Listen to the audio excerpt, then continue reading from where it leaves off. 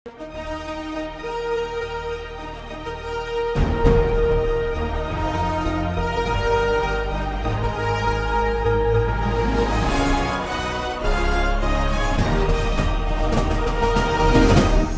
பார்த்து கொண்டிருப்பது உங்கள் ஜாஷ்வா டிவி. சகல ஜனங்களுக்கும் நற்செய்தி.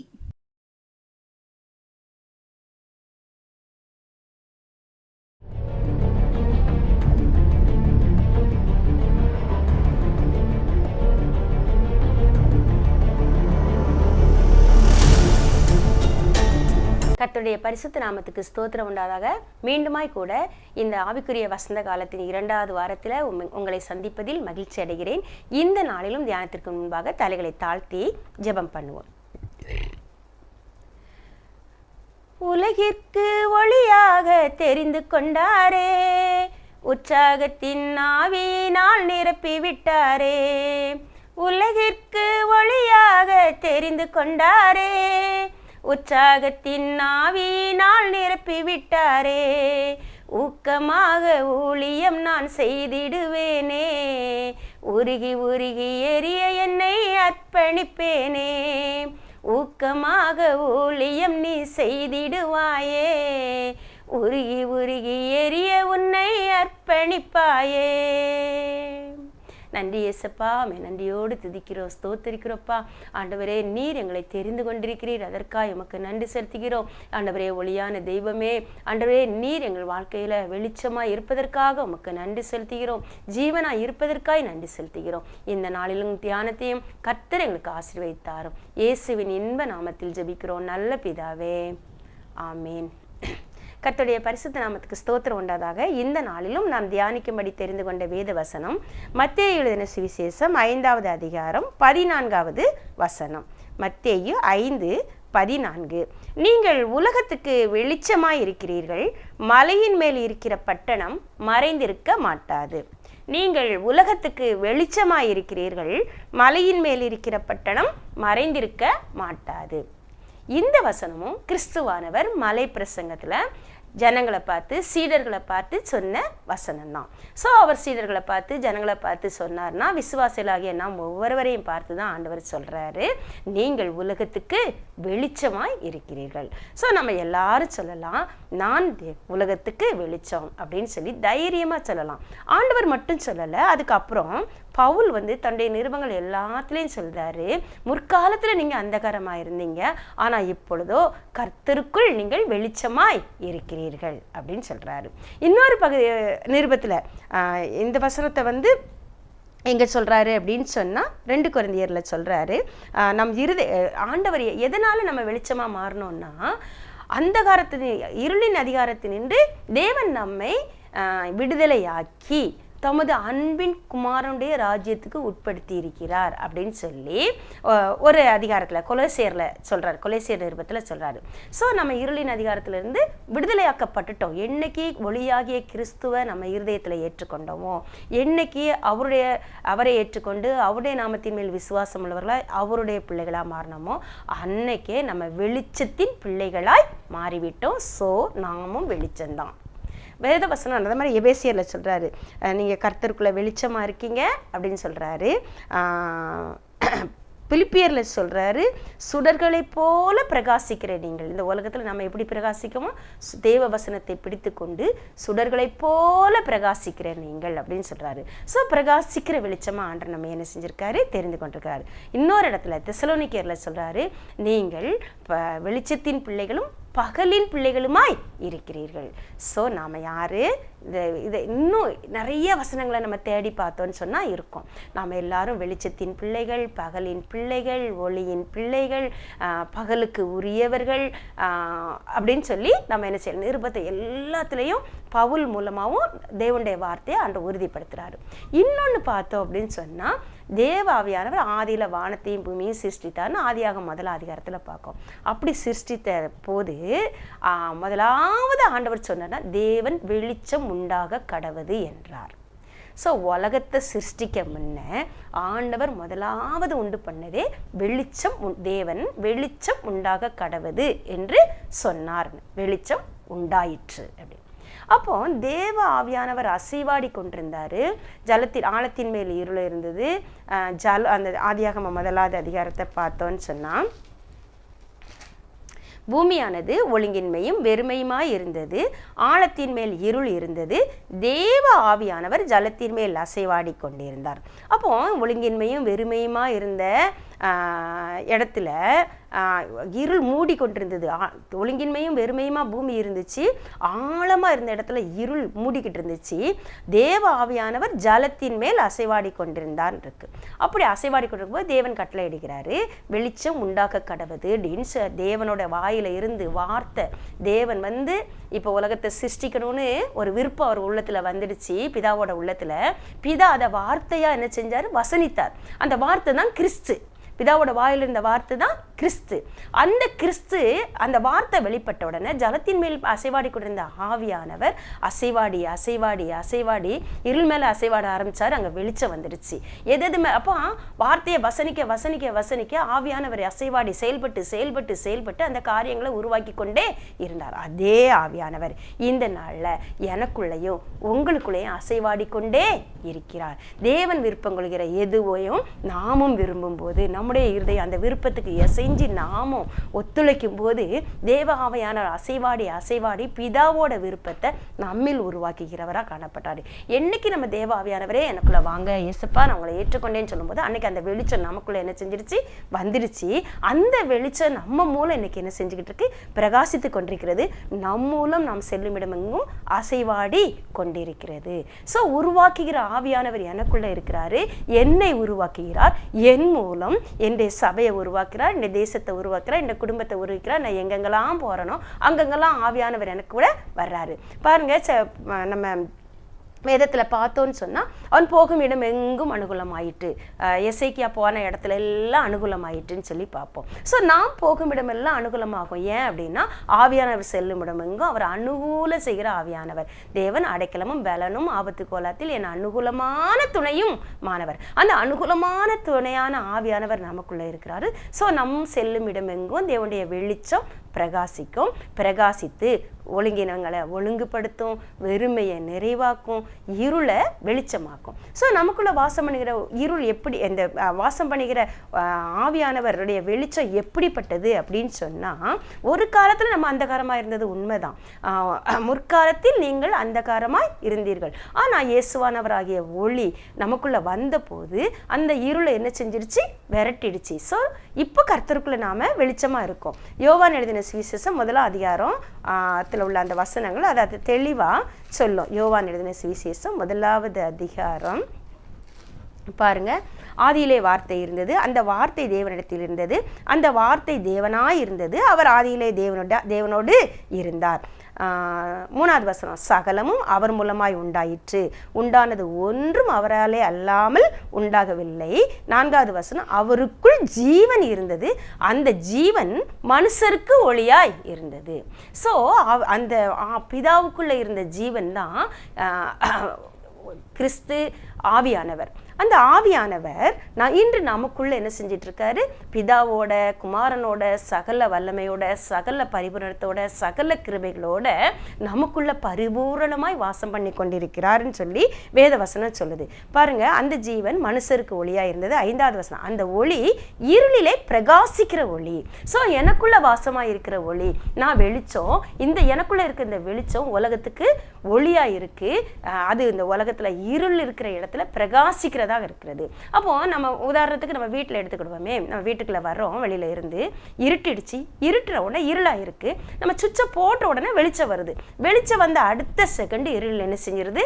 ஓடி போயிருது. இதே மாதிரிதான் ஒரு காலத்துல இருள் நம்மளை பற்றி கொண்டிருந்தது உண்மைதான். சத்துருவின் காரியங்கள், ஜென்ம சுபாவங்கள், உலகத்தின் காரியங்கள் நம்ம ஒட்டி கொண்டிருந்தது உண்மைதான்.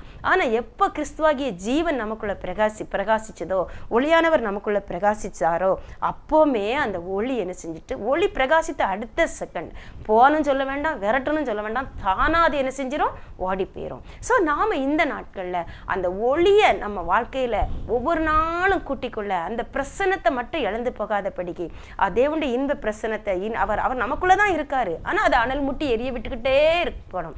அந்த கிருபையா ஆண்டவர்கிட்ட நம்ம கேட்டு பெற்றுக்கொள்வோம். பாருங்க, அதுக்கு அடுத்த வசனம் சொல்கிறது, இருளானது அதை பற்றி கொள்ளவில்லை. எந்த சூழ்நிலையும் இருள் இருக்கலாம், இருள் எங்கேயும் போகல. இருள் என்ன செஞ்சிருக்கு, இந்த உலகத்துல ஏதோ ஒரு இடத்துல இருக்கதான் செய்யுது. ஆனா அந்த இருள் நம்மை பற்றி கொள்ள முடியாது.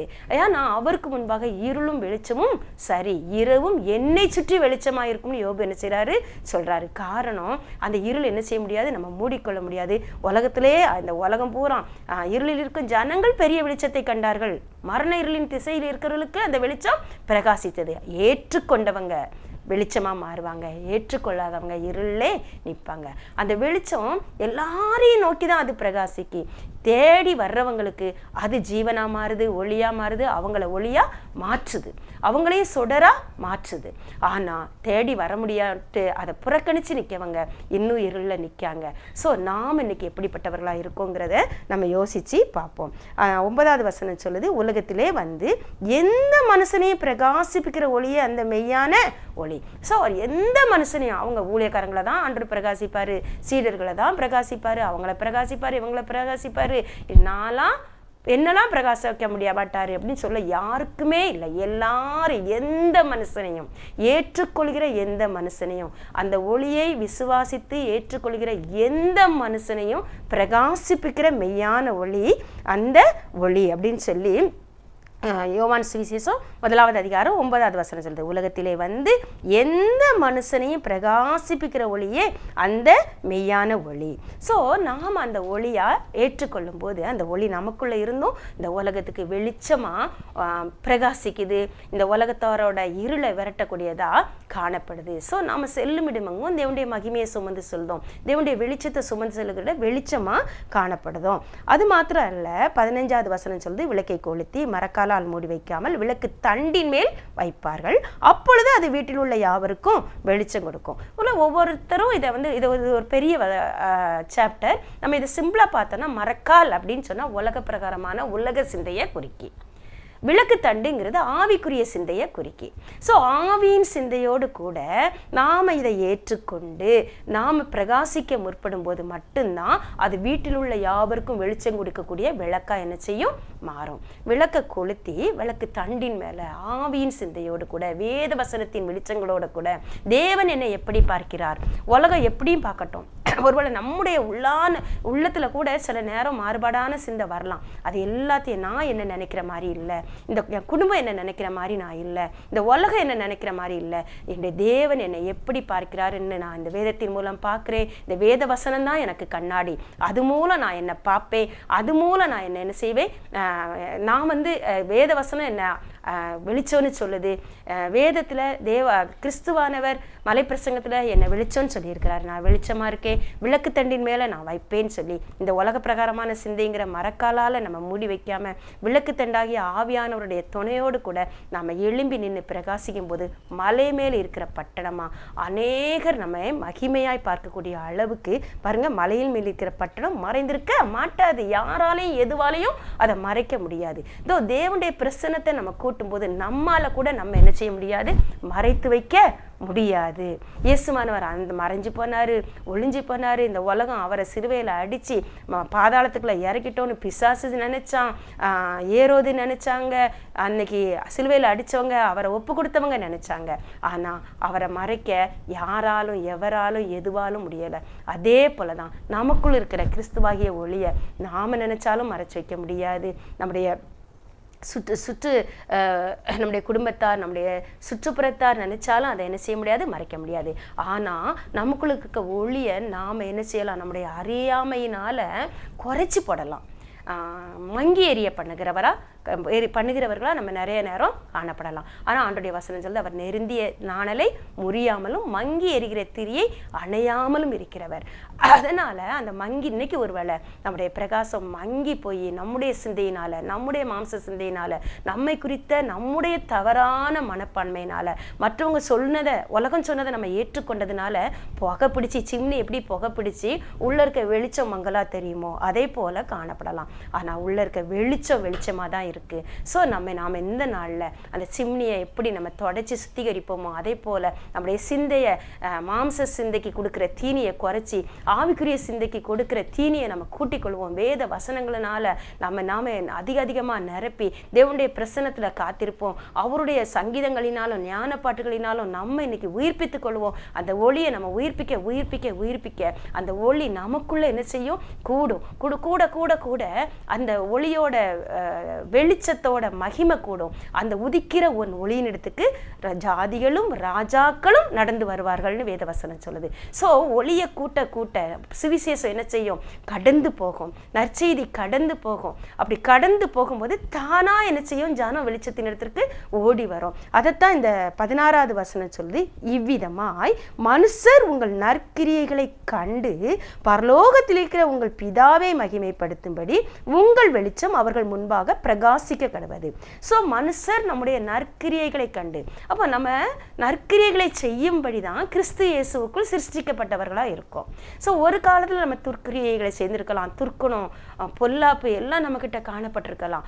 ஆனால் இந்த நாளில் நம்ம விசுவாசிப்போம், நான் நற்கிரியை செய்ய கிறிஸ்து இயேசுவுக்குள் சிருஷ்டிக்கப்பட்ட செய்கையாக இருக்கிறேன், நான் நற்கிரியை செய்வேன் அப்படிங்கிறத நாம் முதல்ல நம்புவோம். என்னால் நல்லதை செய்ய முடியும், நன்மையானதை செய்ய முடியுங்கிறத நம்ம விசுவாசிப்போம். எப்படி வெளிச்சத்தை போட்ட உடனே பார்ப்போம், நம்முடைய வீடுகள்லாம் பார்த்தோன்னு சொன்னால் தேவையான பூச்சி, ஒரு வேளை கரப்பாம்பூச்சியோ இல்லை பாச்சாம் பல்லின்னு நம்ம சொல்லுவோம். இந்த மாதிரி காரியங்கள் எல்லாம் வெளிச்சம் வந்த உடனே என்ன செய்யும்? வேக வேகமாக என்ன செய்யும்? அந்த இடத்த விட்டு ஓடும். அதுகளுக்கு வெளிச்சம் பிடிக்காது.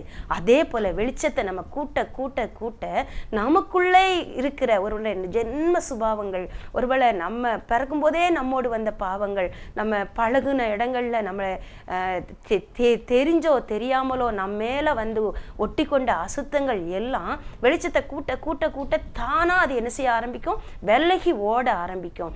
ஸோ நாம நல்ல காரியங்களை செய்ய ஆரம்பிப்போம். வெளிச்சத்தில் செய்ய வேண்டிய வெளியரங்கமாக செய்யக்கூடிய நற்கிரியைகளை நம்ம செய்ய ஆரம்பிக்கும் போது ஆவியானவர் நமக்குள்ள இருந்து அந்த நல்ல காரியங்களை, அவருக்குள்ள இருக்கிற நல்ல காரியங்கள் நமக்கு மூலம் வெளிப்படும் போது அந்த வெளிச்சம் கட்டாயம் ஒருவேளை நாம் அறிதமோ அறியலையோ மற்றவர்கள் அறிந்து கொள்ள அளவுக்கு பிரகாசிக்கும். மோசே தேவனுடைய சமூகத்தில் காத்து இருந்துட்டு மலையிலேருந்து இறங்கி வரும்போது அவனுடைய முகம் பிரகாசித்து இருந்ததை அவன் அறியாது இருந்தான். ஆனால் ஜனங்கள் என்ன செஞ்சாங்க? கண்டாங்க. அதே போல தான் நமக்குள்ள இருக்கிற தேவ ஆவியானுடைய பிரசன்னம் இந்த உலகத்தை பாதிக்கும். அது நமக்கு தெரியாது.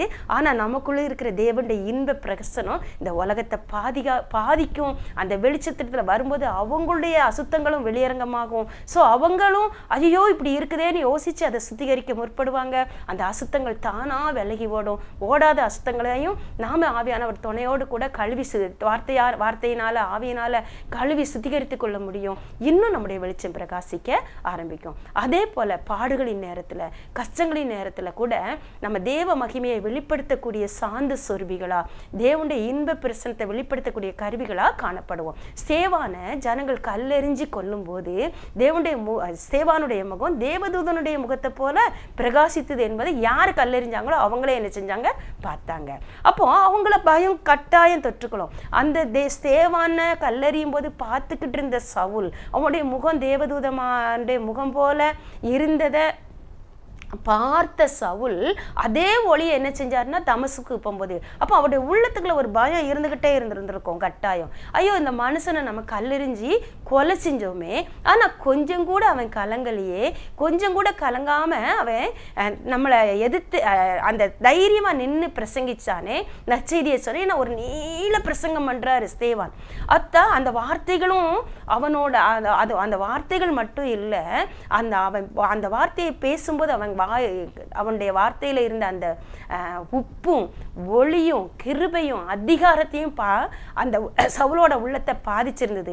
ஒருவேளை அவன் குதிரையில தமஸ்குவுக்கு நிருபத்தை வாங்கிக்கிட்டு அங்குள்ள விசுவாசிகளை துன்பப்படுத்தும்படி, சபையை துன்பப்படுத்தும்படி அவன் புறப்பட்டு போகும்போது அவன் உள்ளத்துக்குள்ள நிச்சயம் இந்த ஸ்தேவானை போல அங்க 2 பேரும் இருப்பானோ அப்படிங்கிற எண்ணத்தோட தான் என்ன செஞ்சுட்டு இருந்திருப்பான், போயிருப்பான். எப்படி சமாளிக்க போறோம்னு நினைச்சிருப்பான். ஆனா ஒரு ஸ்தேவான் முகம் தேவதூதனுடைய முகத்தை போல பிரகாசித்ததை பார்த்திருந்ததுனால அதே பிரகாசிக்கிற பேரொளி இந்த சவுலோட கண்களை குருடாக்கி, அவனுடைய மாம்ச கண்களை குருடாக்கி ஆவிக்குரிய கண்களை திறந்து அவனை ஒரு பவுலா மாற்றி இன்றைய தினம் வரைக்கும் உலகத்துக்கு ஒரு பெரிய ரகசியங்களை, கிறிஸ்துவானவருடைய ரகசியங்களை, கிறிஸ்துவுக்குள்ளான சிலாக்கியங்களுடைய ரகசியங்களை கற்றுக் கொடுக்கிற ஒரு பண்டிதனா அவனை அந்த உலகத்துக்கு தந்து அவன் மூலம் ரட்சிக்கப்பட்டவங்க அநேக.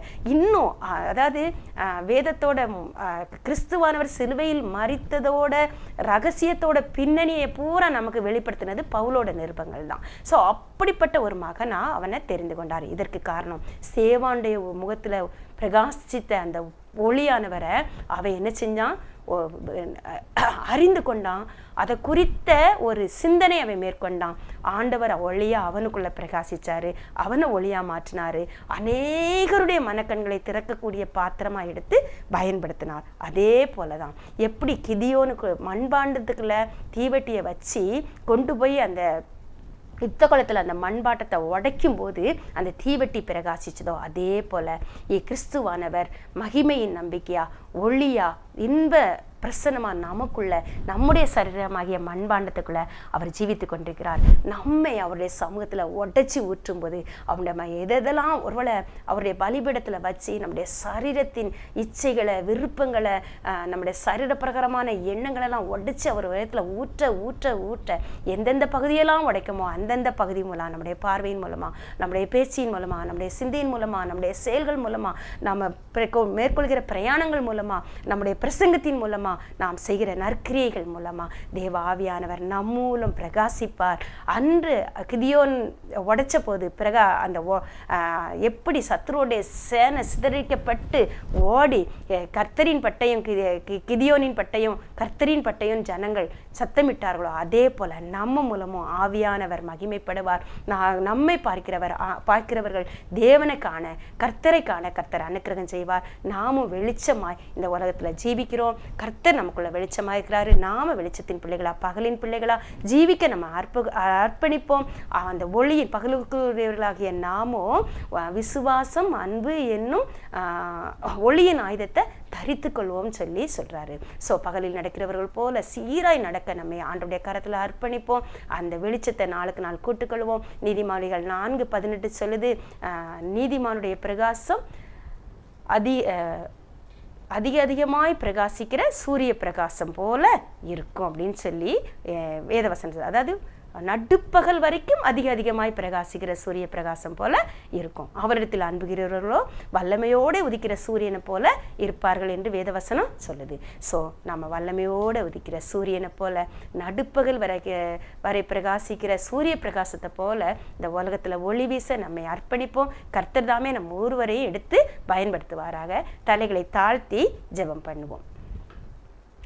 விசுவாசம், அன்பு என்னும் மார்க்கவசமும், ரட்சிப்பின் நம்பிக்கை என்னும் தலை கவசமும். விசுவாசம், அன்பு என்னும் மார்க்கவசமும், ரட்சிப்பின் நம்பிக்கை என்னும் தலை கவசமும். எந்த நாளும் அணிந்து கொண்டு ஜெயம் எடுப்பேனே, எழும்பி எழும்பி எரிந்து எங்கும் பிரகாசிப்பேனே. எந்த நாளும் அணிந்து கொண்டு ஜெயம் எடுப்பேனே, எழும்பி எழும்பி எரிந்து எங்கும் பிரகாசிப்பேனே.